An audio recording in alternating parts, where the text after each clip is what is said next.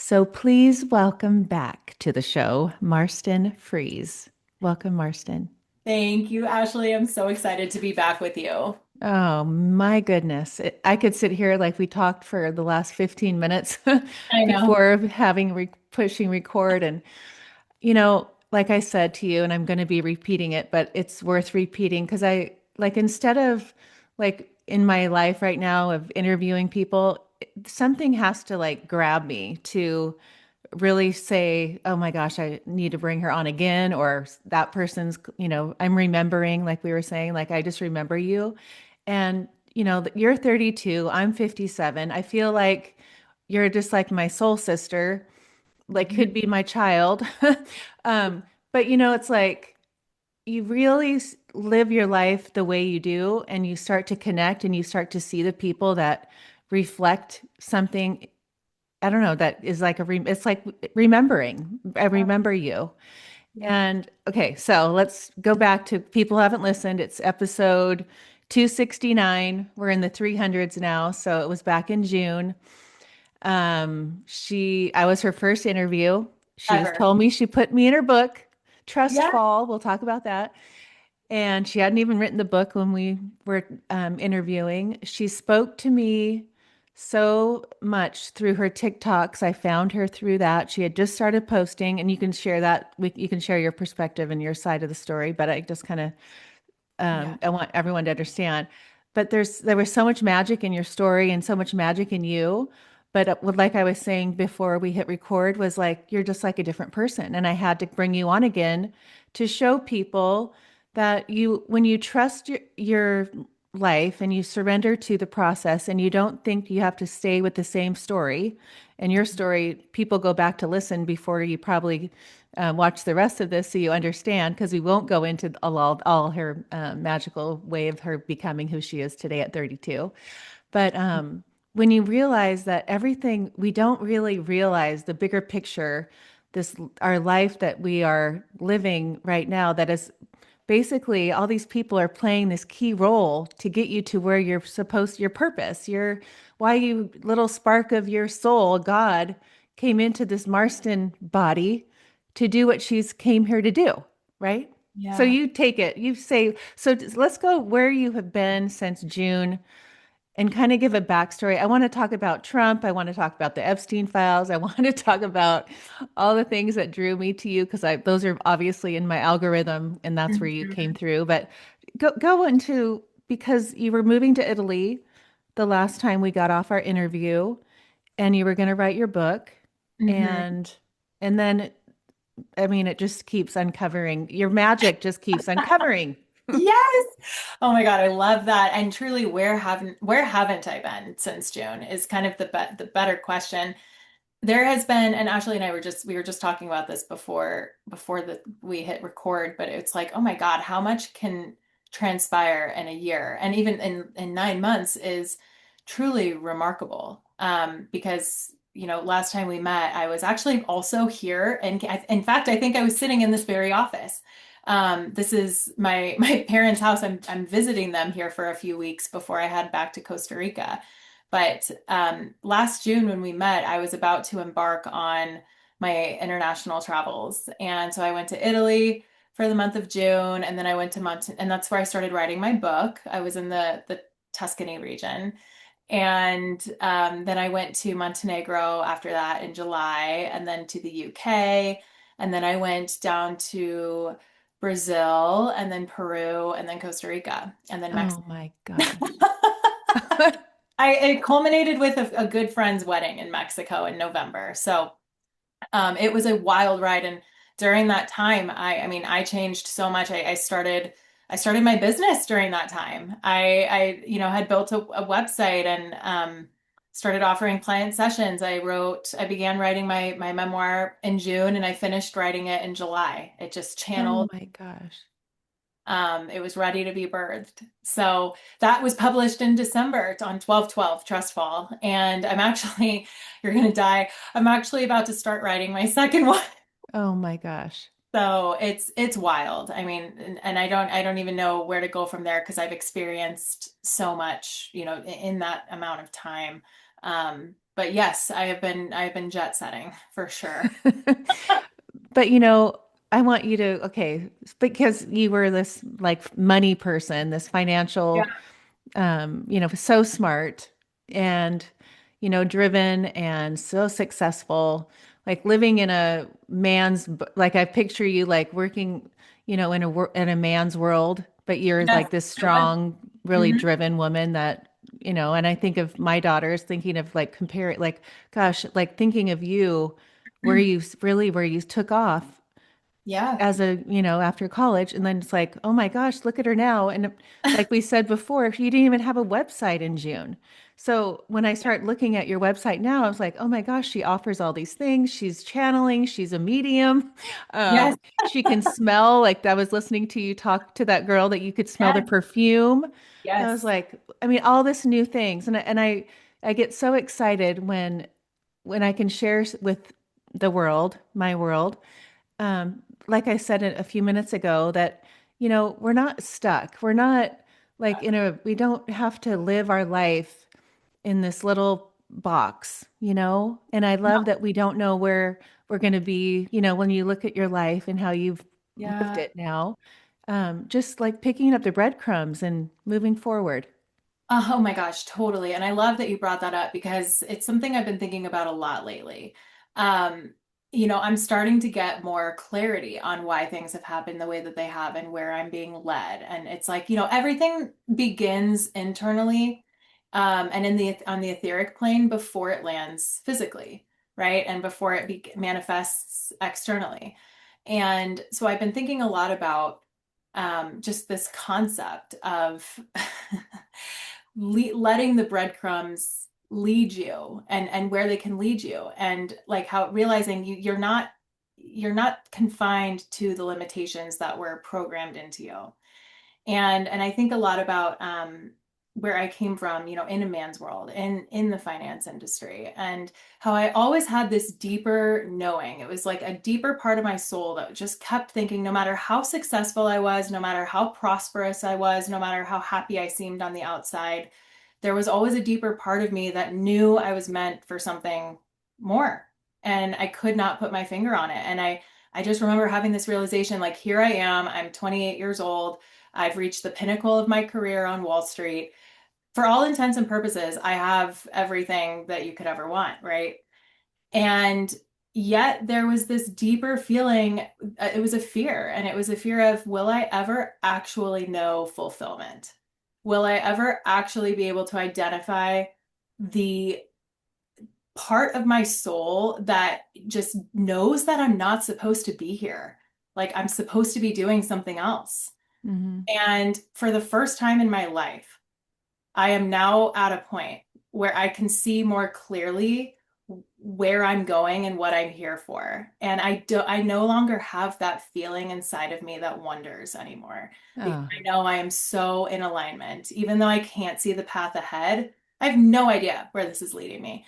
I just know that this is exactly where I'm supposed to be. And I think there are so many people out there who have that little feeling, that little inkling, but they're scared that they'll leave behind what they know for potentially something worse or something that they can't control. I right. wanted to just touch on that. Right. Okay, so I really want to explore your journey since I remember watching you on Instagram or TikTok on the beach in Italy, writing Yeah. your book and Mhm. just like picturing like our talk and knowing that you had this like, dream, I'm going to go to Italy and write my book. And I remember thinking, I just admire you. But will you, because there's so much to lead up to this experience in Costa Rica. So Yeah. can we like do that little progression? Not little, huge. I was just gonna say yes, it's a big one. So yeah, it was really interesting because as I'm writing my book, and I mean really it's a complete, the book is called Trust Fall, and that's what it was and is. It's a complete trust fall How with. did you come up with that name? Because I love it.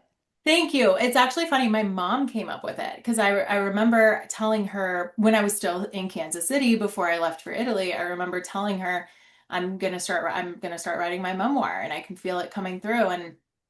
for a while I thought it should be called the Bridging Catalyst because that's the name of my business that I channeled through in a breathwork session like 5 years ago before I ever knew that I would be doing anything like this. And she was like, and I was like, yeah, it's about like really just embarking on this trust fall with my intuition and my guides. And she was like, that's what it should be called. You should call it trust fall. And I was like, maybe I should. I So love it. she came up with it. Uh, But anyway, so as I'm writing it this past summer, there's in the back of my mind, I was like, I know I'm being led somewhere really big. Like I know something really big is going to happen toward the end of the year, and I could feel that intuitively. And at this point, I knew I'm doing psychic and mediumship sessions for clients, and I'm accurate. So I know that what I'm receiving for myself must also be accurate in some way. And so I felt something coming, and I knew I'd be meeting my guides physically too. I knew that that would be happening at some point. I had no idea when, how, where, any of the details, but I knew that I could trust where I was being led. So ultimately, I get to, and this is actually kind of a funny story because I went to Brazil with some friends, and as I'm there, this was the beginning of September, and I didn't know where I was going now. I was planning to go to Costa Rica after like straight from Brazil, and I was not planning to do like a plant medicine journey or anything. But while I'm in Brazil with my friends, I remember sitting at dinner and I remember hearing my male guide's voice so clearly in my ear. Just, it's like he just, it clicked on, which as it does when I receive this telepathic communication. And I just heard him so clearly say, stop drinking wine. And I had this big fat glass of red wine in front of me. And I was like, no, I'm not. that's what I would say. Like, no, I'm not going to do that. And then the next thing I know, my friend across the table speaks very animatedly with his hands, and he knocked over, like Oh this was my. 2 seconds later, knocked over my entire glass of red wine all over my beige sweater. And it was one of those like jaw-dropping moments where everyone at the table was like, it was bad. And I just remember like, okay, I'm not going to drink wine.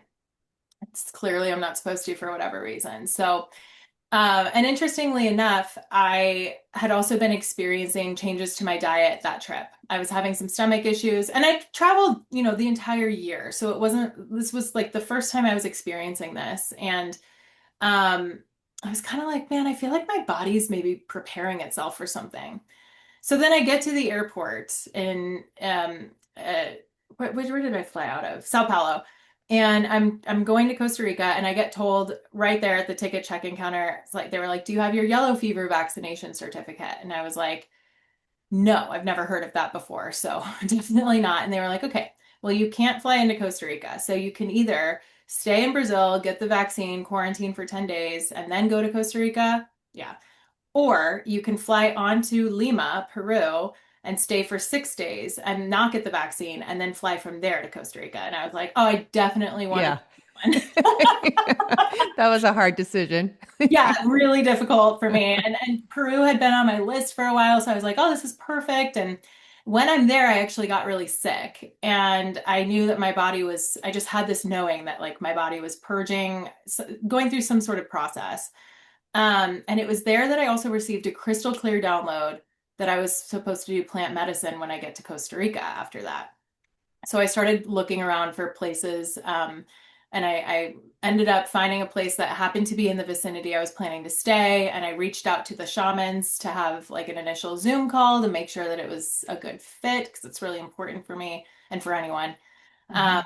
and next thing I know, I'm booked for my first ever, master plant dieta, shamanic initiation, which my guides had also told me in my preliminary contact experience in September of 2024, which was just telepathic, it was just energetic and not physical, that I was meant to walk the shamanic path, that I was meant to be sort of a bridge between worlds in this way.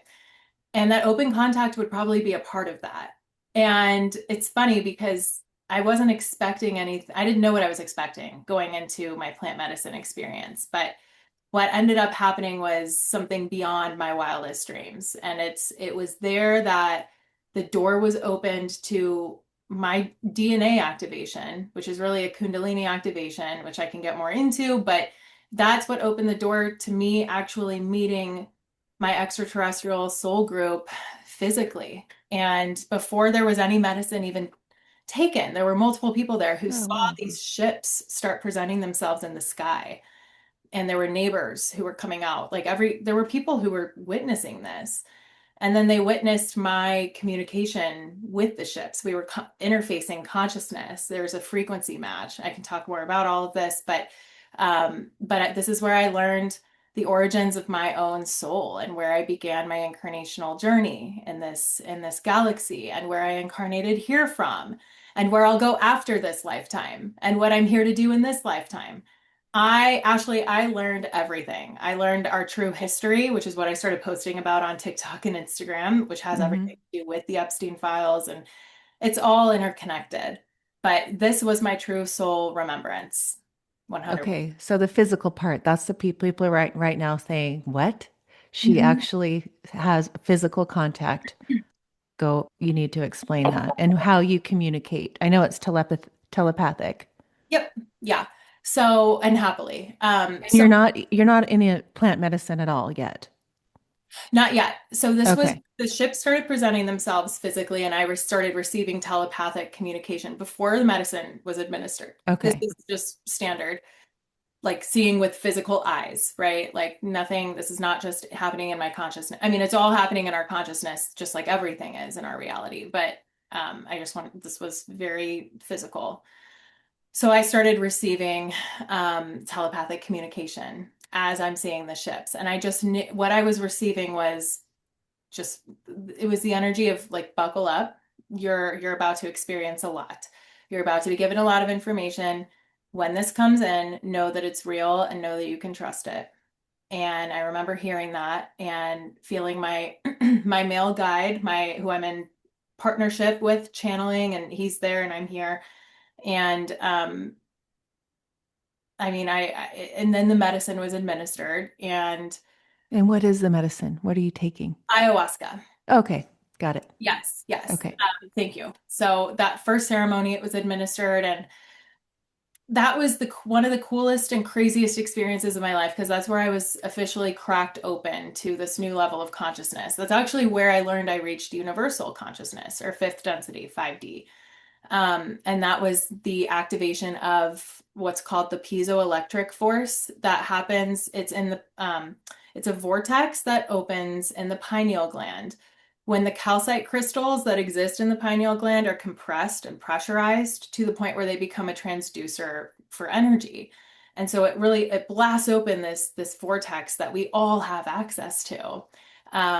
Through our pineal gland, specifically through heart. It's what Joe Dispenza would call like heart brain coherence. Right. Um, and so that blasted me open to this new realm of my own consciousness, which is what allowed me to then experience this beautiful physical contact with my soul group where I learned my origins. And that was just the first night I found myself conscious, like my consciousness was on, not physically, but my consciousness was taken on a ship and I was handed a holographic tablet, a sort of like an iPad, but there were three other beings there, and I know exactly what they looked like. I knew what the ship was like. I was just aware of, I was like, oh, these are members of my soul family, my soul group.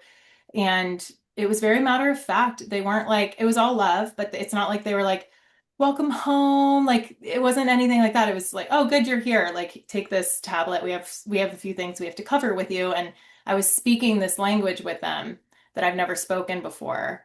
And everyone around me was hearing me, speak this language. I was doing Morse code with my fingers, and that was the first experience. And then after that, it was like something, I'm telling you, every single night, and more ships would come in throughout the day, throughout the nights. And this lasted well beyond the end of the retreat. I mean, I was being visited and communicated with for several weeks after too.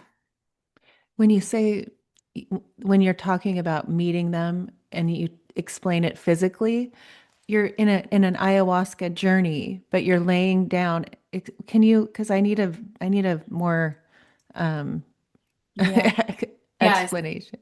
Yes. So the best way I can put it is, so the ships that would present physically, they would come in and you can see them with the naked eye, right? Like I would sit here and go, "Oh my gosh, Marston, look Yeah. at the." Okay, Yes. Yes. Like anyone looking out their window could see this. Um, but okay, so if you emit a certain frequency, if you are a certain resonance, a certain frequency match for the frequency of the ships, because the ships themselves are conscious. right, This is most of them at least. You can interface with them. They are essentially, a lot of them are plasmic in nature. So you are communicating via consciousness interface in that way. So my body is still here, but I am seeing, like I am on board the ship with them. I am seeing everything there. It's as if my whole body is there. And they are like they are there in the sky, like facilitating this. And you can see almost like how do I describe this? Like a heat wave, like heat coming off cement, when it's right. asphalt, it's like you can Hmm. kind of see like the ripple, the connection. But that's the best way I can describe it. It's people would ask too, like, why didn't you get out your phone and take a picture? And it's like you actually can't, because you're not, when you're experiencing consciousness interface like this, you're not even like you're not in that reality anymore. You are like taken for Got a, it. yeah. Does that make sense? Yes, completely. Yes, and I mean, I've done so much, you know, research that I Mhm. understand that. And I've heard that explanation before with the heat on the cement. And I feel like, the pineal gland and listening to you the last few days on, the activation and how we all have that ability. And I understand seeing the ships because the density of Yeah, your, it's higher right? density. Yes, I get Yeah. that. Because And we're someone that's sitting there that's living in this that doesn't have that activation wouldn't see the ships. they wouldn't see certain ships. Okay. They would see ships that aren't plasmic in nature. So there were ships there that literally anybody could see. You could see with the naked eye, regardless of how evolved you are. There are other ships, though, that do exist in a higher density that you wouldn't be able to see. So it really just depends on the structure of the ship. Because I mean, these beings are all existing in the third dimension. They exist in our universe. It's the same dimension, just like you said, higher density. And so what's interesting is, for example, my shamans actually saw and heard and kind of bumped. One of them actually bumped into my male guide, who was like present with me during this entire experience. And I remember my shaman even being like, "You, who's this guy next to you?" And I was like, Oh, he's my guide. And he was like, he's very powerful, and he's like making sure that I create like a tight enough circle of protection around you. And then the woman I was doing my retreat with actually heard my guide's voice. She heard him talking to me. And so it was really interesting because a lot of this is, it really just depends on how open you are and how much you can really attune yourself to these beings. But really, they are physical. They are incarnated beings. And if I were to be brought up physically on the ships, which I now know I have, I don't remember, because they have the ability to sort of, I don't want to say like wipe your memory, but they will make it so that you don't remember an experience that you're not meant to remember yet, if it's not for your higher. okay. I know I have been up there because there have been adjustments made to my body. So they are What do you physical. mean? So they had to calibrate my physical body to account for the higher frequencies that I was now embodying and bringing into my body from this DNA activation. So my consciousness was now operating on a higher frequency, and that requires not only a nervous system calibration, which took me several months to do, but physical body calibrations as well, including an implant in my ear. That I remember this experience happening. They were showing me what was being done, and this is how I receive telepathic communication now. And it's like it clicks on, and I hear it clear as day. And they Wow. said that that would be a part of whatever I'm here to do going forward that involves communicating information. Wow. So talk about your guide. Is that the one where you like that's your husband? Like that's your Yeah. So, and it's interesting. I'm glad you brought that up because I couldn't fully like conceptualize or wrap my mind around the information I was receiving during this. I knew we were in partnership, and when I was shown all of this, like the whole journey of my soul, my past, where I'm going, and where I incarnated from, I was shown everything happening all at once because that's how it works on Right. time, right? But that's not how we experience it. And so I thought, oh my gosh, I'm getting married to him right now. And like, this is Oh, like what we're doing because it is possible. I mean, we're physical incarnated beings and we are moving toward becoming an interstellar species soon and open contact's happening soon. And so I was being shown all of this and I was like, oh my God, this is what's happening. I didn't realize that I was being shown we are together in that lifetime that we left, right, to come here. And he's here too. So I will be meeting him here as a human on this planet. okay. And then we'll be going back to where we come from after this life and resuming that life together. But I was shown this already, and I was shown who he is. Do you And see him like in a physical body or yeah, just energy? physical body. Yes. From the lifetime that we left to come here.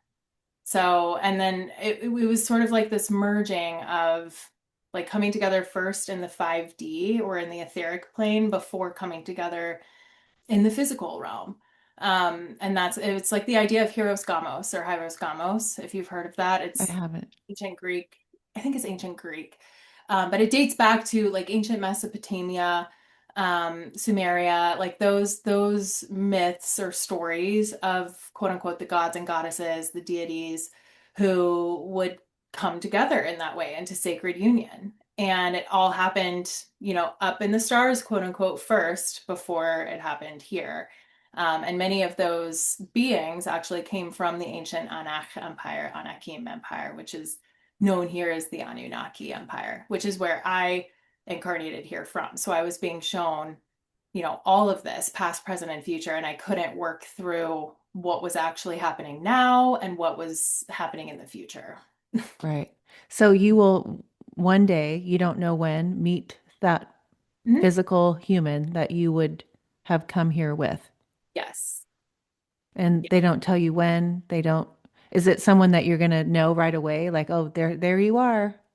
That was sort of the what I was told, and they did say it would happen soon on this timeline. Um, so I don't know when it will be. Because timelines, nothing is really, they can't even really provide timelines because everything is event driven and in our reality here. And so if there's an event that's meant to take place and it's fated, there exists a myriad of timelines that will get you to that event, to the actualization of that event. So it just depends on everybody's free will, everyone who's involved, and the decisions that are made, the actions that are taken, the beliefs that are had. But they did say it would be happening soon. So, and as for if I'll know right away, I have to believe that I will on some level because I know his energy now. Like it's like I met him already, Wow. soul. I mean, does that like we were saying in the beginning, like remembering, like is it going to Yeah, be one of that kind of feeling when you meet yeah, somebody like that?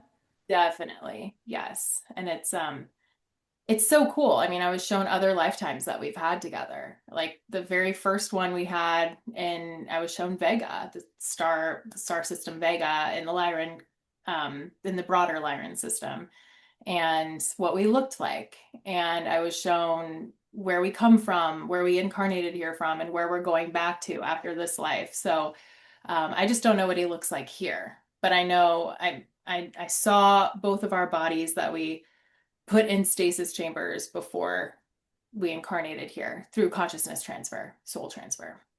Okay, so talk about the whatever stasis thing and like, I was gee, just going to say, that's typically how people who are extraterrestrial souls who are incarnated here on Earth, that's a very typical process that we go through. Because we leave a lifetime, we put a lifetime on pause to incarnate here. And so this is actually, it's quantum technology, holographic technology, but it's very standard. It seems out there like to people here who are unfamiliar with it, but it's actually a very standard practice. And so it's basically picture like a med bed, but it's like a or like the movie Avatar actually does a great job illustrating this. You go into the stasis chamber or stasis pod, and your body, you're basically frozen in some way. You're in stasis, right? So your consciousness then gets transferred into the vessel of a newborn here on Earth. And so then you inhabit your consciousness inhabits that plasmic vehicle. So you're moving from plasma to plasma in more words or less. And when this lifetime reaches its natural conclusion, when you die, which we never really die, but when you complete this lifetime, um, you transfer back to the body that you left, to the lifetime that you put on pause to come here, and you maintain all of your soul memories. It's not like when you incarnate here and you forget everything. Okay. Yeah.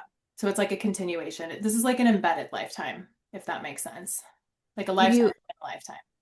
okay. So when you explain, I was listening to you explain the incarnation journey. So we're all from God. We're all a fractal, a spark.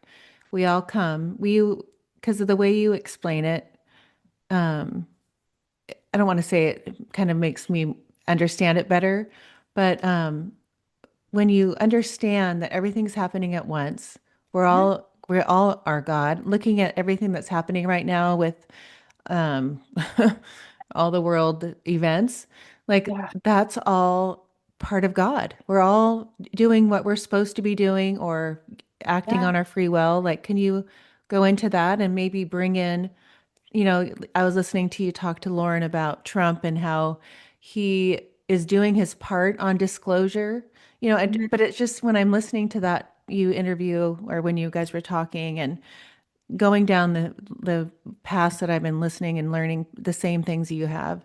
I mean, the things that are going on in this world, it basically, if you've been living under a rock, I don't know Yeah. how you don't know, right?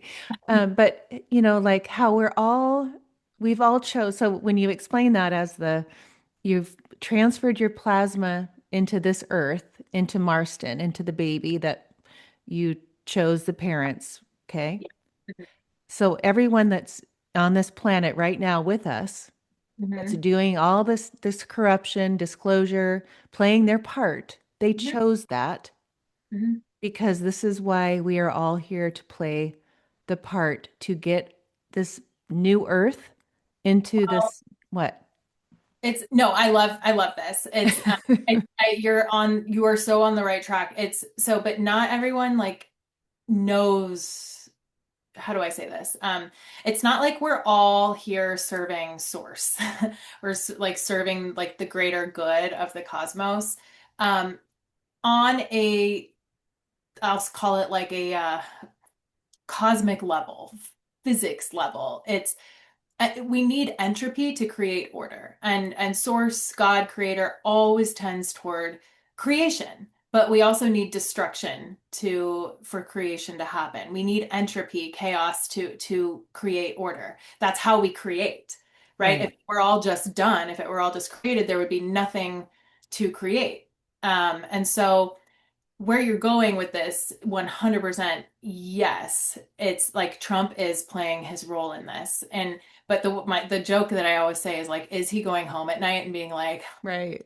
I did it, I'm waking the people up? I Yeah, don't I don't think so. I could be wrong, no. but I don't think so. And so the reason I say this is especially with all the evil out there, right? The people who are choosing to, Right. choosing evil consciously. They're not choosing it because it's a part of their path per se to choose it because it betters humanity. It's more so that it betters humanity in the long run because it wakes us up as sort of a byproduct of their free will in choosing to express their soul blueprint in that way. They could always say no. They could choose differently and it would better humanity in its own way. Oh, okay. Do Yeah. you see what I'm saying with this? Yes. So they are all a part of source, like the demons, like people would call demons, or like evil forces, evil beings, evil people. We're all a part of source, no matter what. But Right. not everybody has the same prerogative. Does that make And sense? yes. And so when you say you came from the Anunnakis, Hmm. right? That's your Yeah, origin. How do you like, did you like for me, like how would you know that's who they are? How do you know that's your guide and that the words you use, the vocabulary, you yeah. know, I mean, is it something that you had to go and learn after you were shown to understand it? That's such a good question. Yes, yes, and I was shown everything in this contact experience so specifically because it's like a complete download of everything all at once, right? It's like a soft it's getting a software update. That's what this is. So you're just now operating with the new software, with the new programs, and I don't even think twice about it. Like I just know these things because it's part of my who I am, and it's this new knowledge. It's ancient knowledge that has now come into my awareness.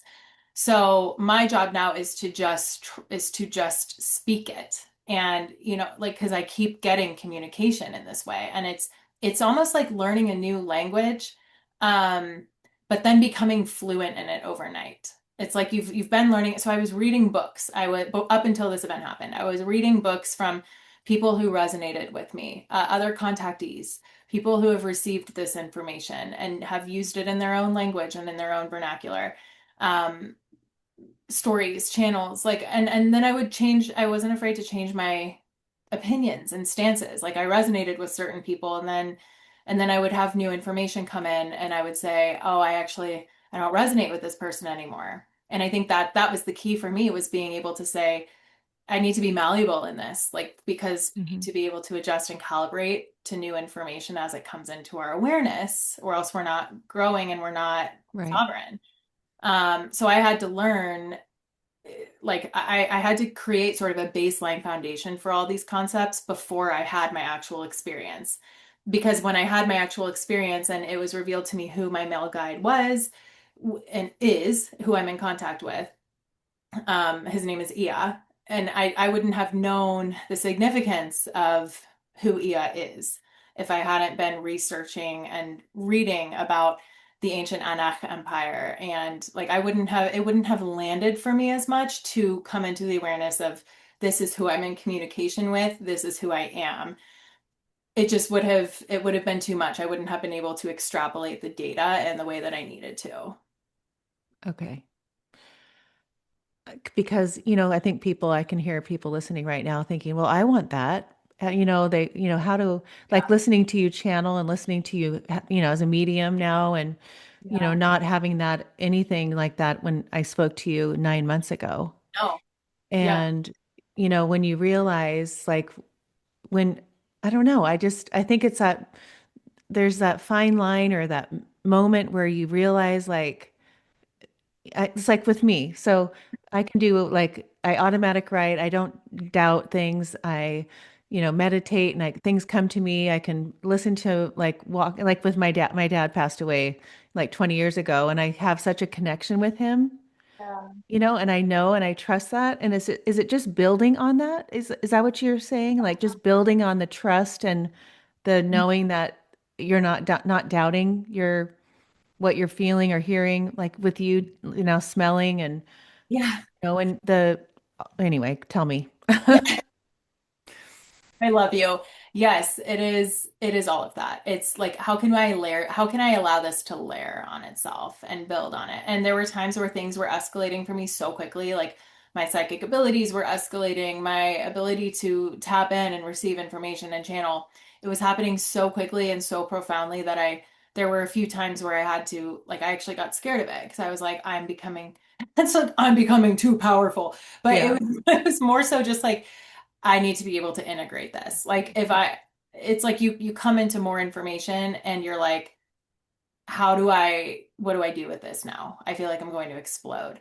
So it's like learning how to do it at your own pace, I think is really important. And you just keep like just being in flow with your natural cycle. Your intuition will tell you and guide you everywhere you need to go. I mean, there are times where for me, I had a voracious appetite to read like everything I could about this. I didn't know why at the time, but it was creating the foundation for all of this. And then I had my own experiences that I would be able to layer on top of it. Right.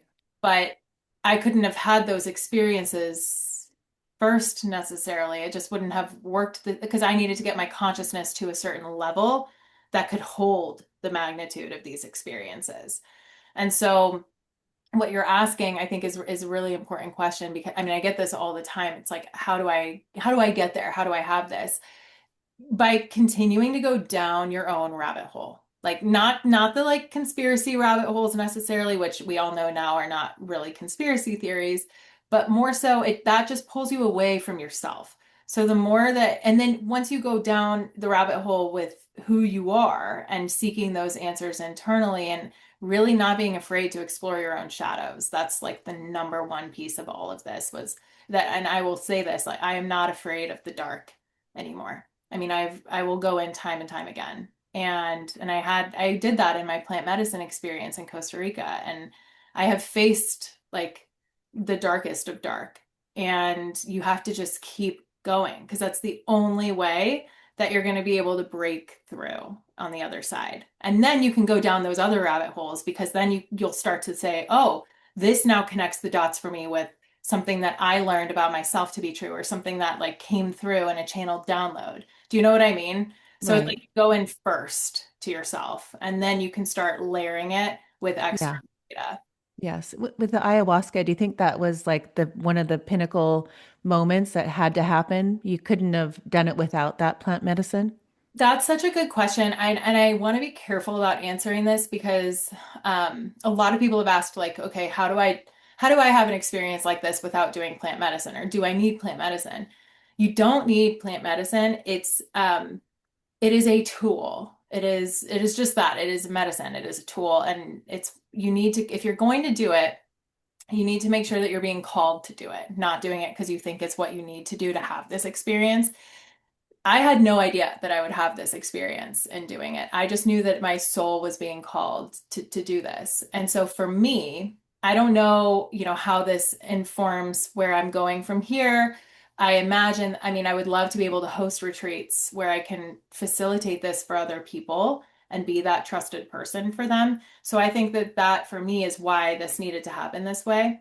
But there are so many other ways. I mean, people are experiencing open contact without plant medicine. People Right. don't need DMT. You don't, I mean, it helps, absolutely. It's a door opener, it's a gateway. And it can push you over the edge. I mean, I had gotten to myself to the point in my own healing journey where this was just the last, like the cherry on top that I needed to open the door to everything else. Right. Well, it reminds me when people say ayahuasca will call you. When you get called, it's like that's what reminded me. Like it was calling you. It was like, okay, that's your next step. It And is, you and it's funny. listened. Yes, that's exactly it. And if you listen, I mean, you heard my story about how, the Brazil fiasco. Like I couldn't get to Costa Rica. I was rerouted to Peru and I learned while I was in Peru that my plans in Costa Rica would be changing. Like I didn't know I was going to be doing plant medicine, but it made itself so clear. And what's interesting was I actually was woken up in the middle of the night in April of last year. To like a feeling that I needed to do plant medicine. It was Hmm. wild. It just came through so clearly. And and I was like, but I don't think it's right now. I feel like it's supposed to be later. So it's like we'll often get those seeds planted ahead of time, but they're not necessarily meant to be acted on right then and there. Like let the universe bring it to you the more that you're in flow, because it will be inevitable. If it's calling you, it's going to keep calling you. It's not something you do. Like I had a friend from my like I'll call it my normal life who I was keeping up with, and she was asking me what I was doing, and I was like, "Oh, I'm going to Costa Rica and I'm going to be doing, a plant medicine journey and ayahuasca." And she was like, "Oh, like I've always wondered about ayahuasca. I always thought it would be like a fun thing to try." And I was just like, "No. Like you can't go into it. It's not a drug. It's not like a fun thing you do on the weekend. It's something Right. that's going to absolutely change your life forever." Oh, funny. But Do you still connect with those friends? Are you still close to them? Some of them, some of them. Honestly, the people that I would consider to be my closest friends, 2 years ago, for the most part, are really not in my life Yeah. anymore. And Interesting. there was a whole, kind of grieving process with that when I stepped more into, this version of me, this more of who I really am that they couldn't quite reconcile or recognize. But there are people who have been in my life for forever who are still very much in my life. And then there are other people I met along the way. So it's interesting how people, like, there are people I was friends with in my finance career, um, in my early 20s that like have now circled back around and now I'm closer to than ever. It's Oh, really cool. interesting how everything kind of weaves together. Yeah. So you're the boyfriend that died, that was kind of the catalyst to this whole new life of yours. Does he ever come to you? Like when you have you been meeting with him in the other world, the astral realm? I don't know. I love the way you're asking this. So I mean, yeah. So he came to me a lot the year after he died, 2024, which was when I started realizing I'm not meant to be in my finance career that much longer. And he was the one that helped me move forward on this path and trusting that I am psychic and I am a medium. He was giving me all sorts of experiences and proof. Um, so he was very prominent in 2024, and last year he was around a lot too. And it's funny, I could kind of feel, I don't want to even call it like a passing of the baton, but more so like I felt him sort of fading more as I stepped more into my power. And Hmm. it's as I started communicating more prominently with my guides and sort of like getting to know them more. And then ultimately physically, now I know exactly who I'm talking to and what their names are. But I he was around for that. He came through in the plant medicine experience, and it was really cool because he was beforehand, he kind of gave me this message of before I experienced any of this, it was I wouldn't miss this for the world. I felt him fully present. And then he said, go forth and prosper. And I Huh. remember being like, what's that supposed to mean? And then I had, these incredible experiences that where everything just made sense to me. But it's like he was there for all of that, which was really cool. So when I try to speak to him or call on him, he'll always be there. He shows up like that. But it has been interesting to sort of witness how I can feel him sort of taking a taking a step back a little bit as I take the reins more. Huh. Interesting. When you now that you have seen that, your past, your why you're here now and the future, when you are navigating through this life that we live on a regular Marston life, how explain that? Like, how do you look at life? Like, how I does it know. work? I know. Oh my God. My whole thing is, so when I had this experience in Costa Rica and I genuinely believed, like, I was like, oh, I'm moving back to the ship that I came from. Like I thought it was all happening then. And Oh, I thought I'm getting married to my extraterrestrial partner because I was shown our wedding. and and are I you thought, wearing white? Is that there was yeah, something? Okay. oh yeah, yeah, yeah. And like the whole thing. I was shown everything. And I saw us and I saw it was everything, Ashley, like all at once, just moving holographic images, scenes like that I Wow. when I was in my body for them all. I saw the outfits I wear. I saw not in this body, not in this lifetime. I was shown at where I came from and where I'm going. Um, and so I thought, and then they were like, you're here to be communicating truth to humanity. And you're here to help shape the new human ecosystem, to show humanity what their future entails. And they showed me doing this through quantum holographic technology. So I thought that I was going to be like speaking through this technology to like humanity. I thought this was like all happening now. And they were like, well, so I had to sort of ground this information and let it integrate, to realize the technology that I would be using would be YouTube and TikTok and Instagram. And while we are stepping into holographic technology, yes, it's not happening right now. And so I had to then also reconcile with the fact that I needed to still go grocery shopping at Trader Joe's, which was like the most humbling experience I've ever had.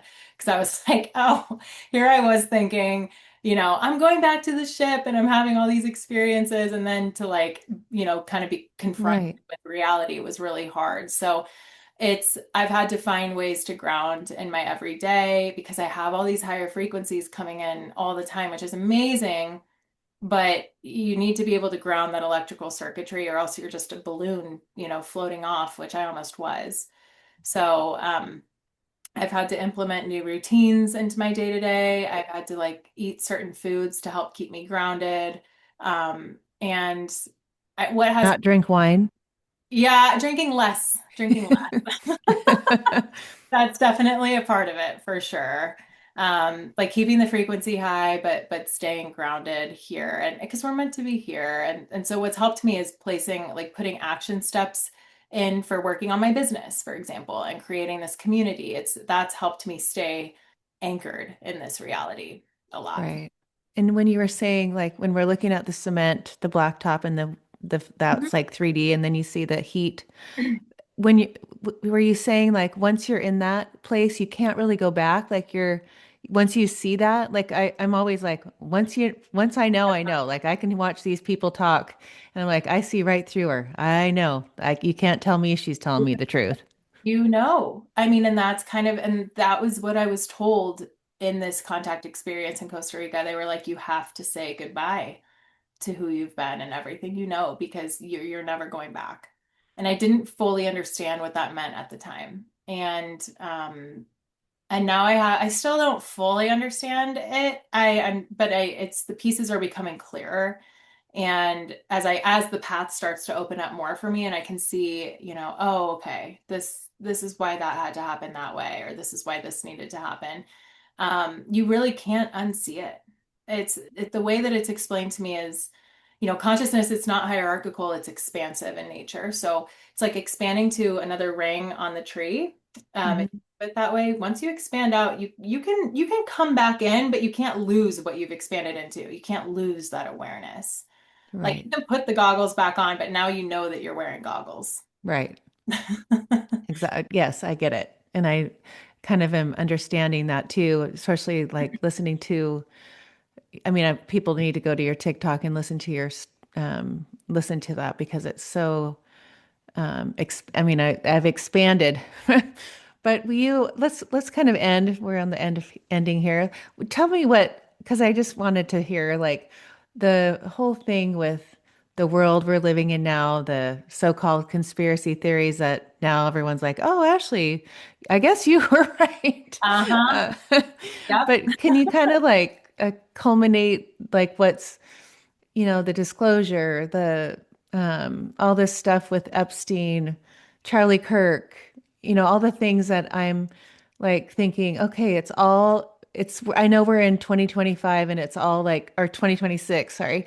Um No. it's all disclosure, it's like that's like the the fire horse and we've like moved into this new earth where everything's getting I mean, it started with like when Diddy, that whole thing, Oh like my all this stuff, God. that's like the Yeah. onion layer was like they were peeling and everyone was like, oh my gosh. And now it's like, oh my gosh. It's even more.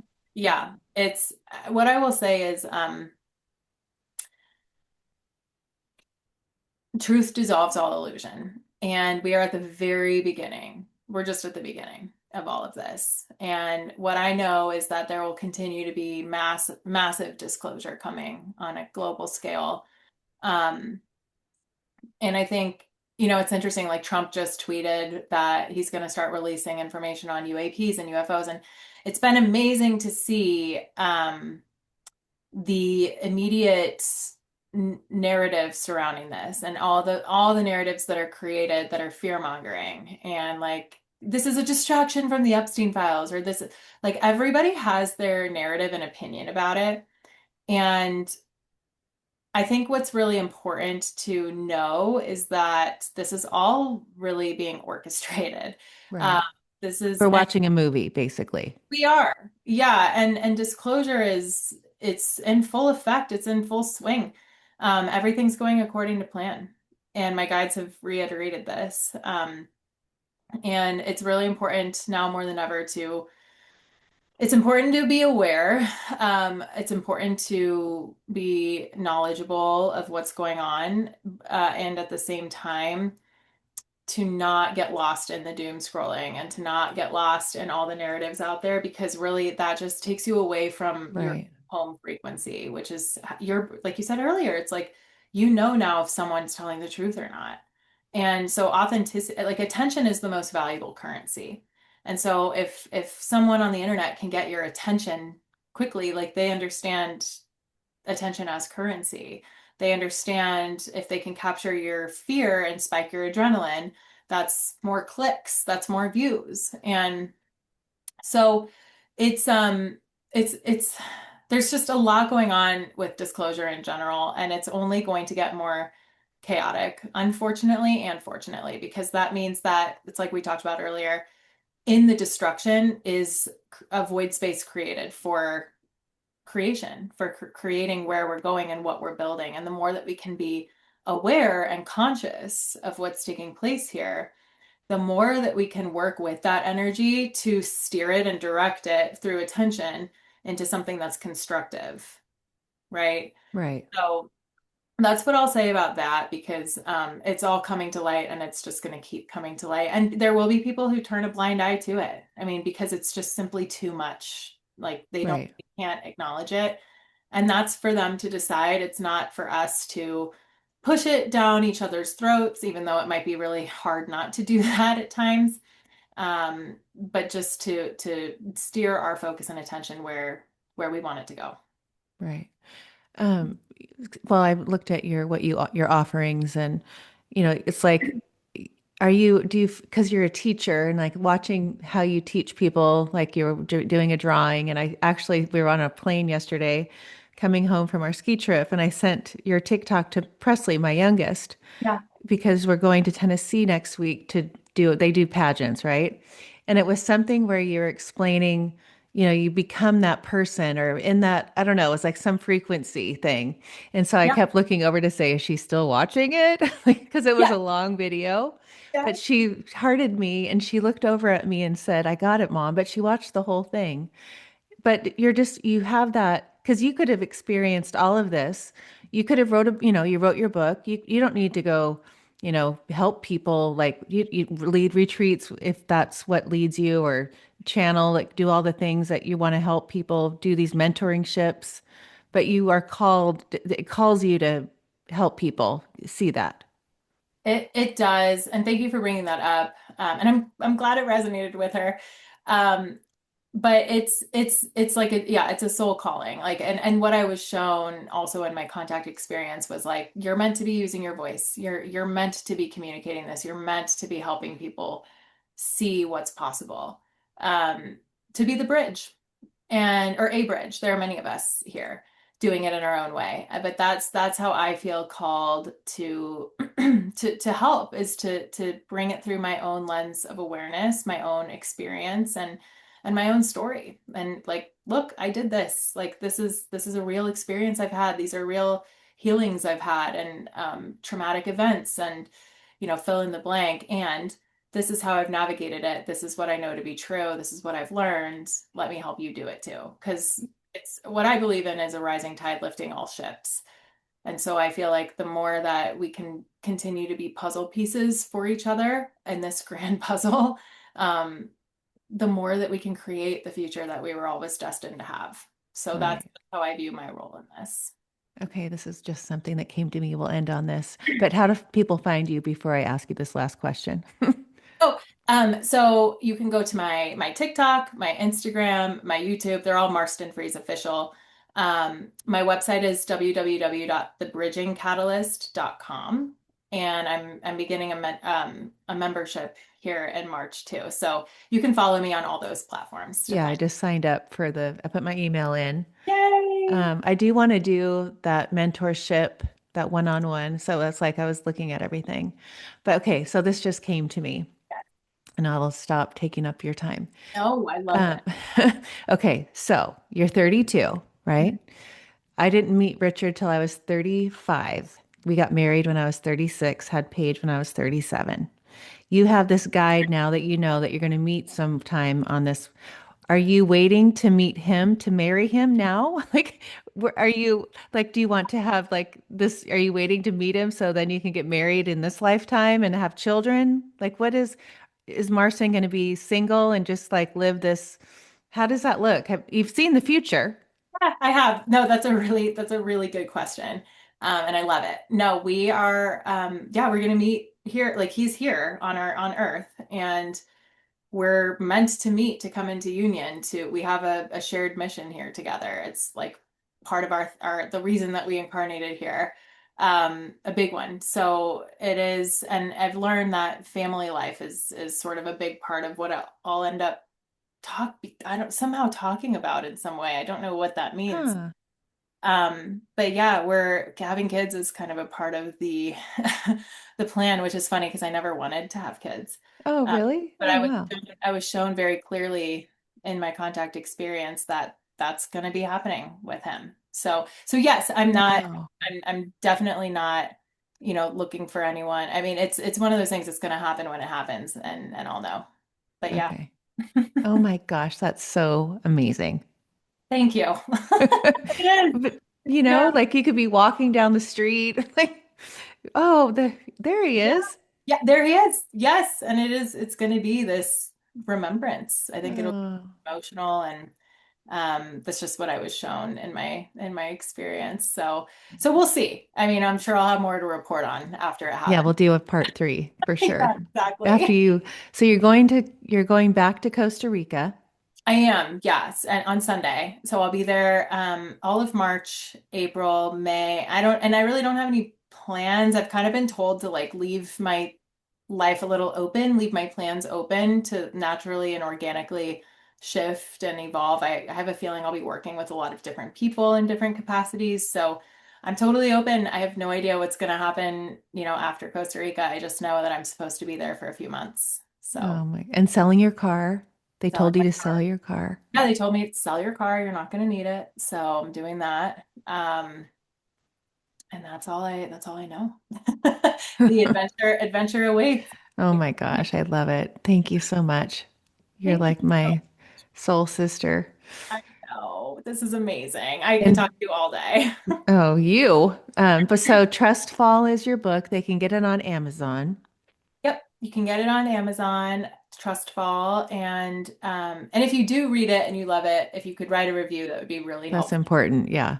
And then You don't yeah, have it on Audible yet?